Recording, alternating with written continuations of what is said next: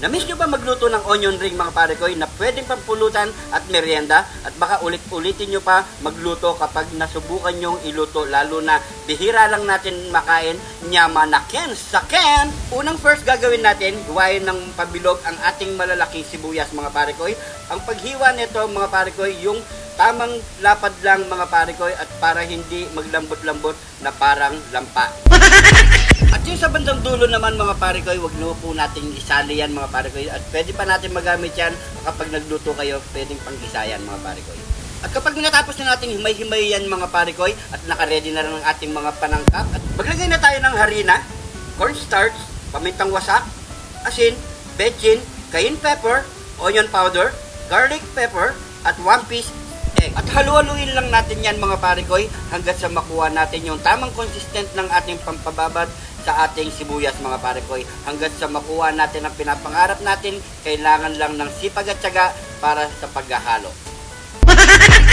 At i-breadish muna natin yan lahat mga pare koy bago natin siya isalang sa mainit na mantika. At syempre, shoutout muna kay Kuya Edward TV at kay Iris Moncheta Ireta ng Capiz, Makarimbang ng Maguindanao, Melissa Gonzales ng Santa Rosa, Laguna, at sigurado ako na nanonood ngayon si Julio Mendez ng Barangay 175 Robes, Cancun. Matapos natin may breading lahat mga pare koy, at isalang na natin sa mainit na mantika mga pare koy. Shoutout nga pala kay Sis Maet ng Naik, Cavite, Edwin Rosario ng San Carlos City, at syempre kay Raymond Anda ng Babo sa kay Porac, Pampanga, Kin Carbonel ng Montalban, Rizal, Edmond Rodel ng Antipolo. Yan, shoutout sa inyo lahat mga pare koy.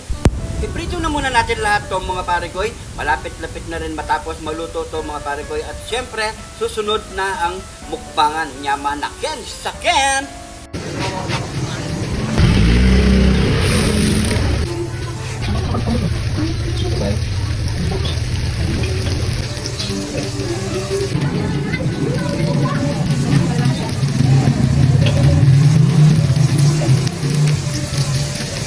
Sa wakas, tapos na rin natin naluto lahat mga pare koy. Syempre, katapat lang yan ay ketchup. Nyamanaken sa ken! Heto na mga pare koy, ang ating inilutong onion ring. Bago tayo magmubang, pray muna tayo. Thank you Lord sa napakasarap na pagkain nito Lord. Bless po yung viewers namin Lord. Bless po yung sumusuporta sa amin Lord. Bless po yung family kalusugan namin Lord. In Jesus name, Amen. So yan mga pare koy, let's eat! At kapag natikman mo ulit mga pare koy, mapapailing ka na lang sa sobrang sarap at bigla mo na lang na-miss ang lasa ng onion ring, lalo na may ketchup pa mga pare koy. Alam naman natin na hindi bago ang niluto natin mga pare koy. Gusto ko lang naman paalala at i-share sa inyo ito, at baka nakalimutan nyo na lutuin mga pare koy. Kung nagustuhan nyo itong video na to mga pare koy, pa-share na lang po sa ating mga kaibigan at pamilya. Maraming salamat po.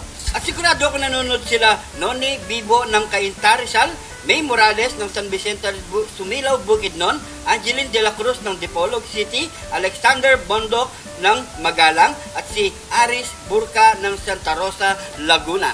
Shoutout sa inyong lahat mga pare koy, at maraming salamat sa laging panonood dito sa Jun TV mga pare koy. At syempre sa mga solid nating supporters at manonood na si Boss Dan Bondok ng UK, Boss Paul Cura ng Angeles City, Boss Ernesto and Maria Gieb ng Hawaii, Ma'am Lisa Estrada ng US, at kay Boss ST Gabriel Carpio ng Malolos, Bulacan. Nyamanaken sa ken! Sa mga bagong followers natin dyan, maraming salamat po at lagi sa panonood mga pare koy. At yung di pa nakafollow, mag-follow ng mga pare koy. Dahil dito sa Jun TV, lagi lang po tayong happy mga pare koy. At kung napadpad ka naman sa parting video na to mga pare koy, at kung nanonood ka pa, paki-comment kung saan umabot ang ating video para alam natin mga pare koy. So maraming salamat po sa laging panonood. Siguro hanggang dito na lang ating video mga pare koy. At i-share ko lang tong onion ring, at kung gusto nyo magmerienda mga pare koy. So maraming salamat po. Ingat po kayo lagi dyan mga pare koy. God bless po.